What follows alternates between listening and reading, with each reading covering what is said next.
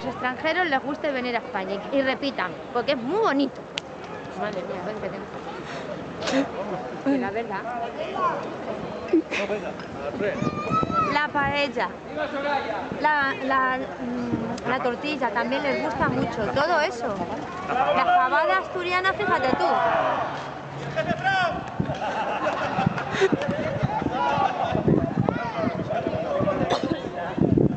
Fíjate tú los gaiteros, todo. Cocido maragato. Y el cocido maragatos también tenemos. Y el cocido madrileño también, no le dejes atrás también, los callitos madrileños también. Si es que tenemos de todo, no nos privamos de nada. Mira, encima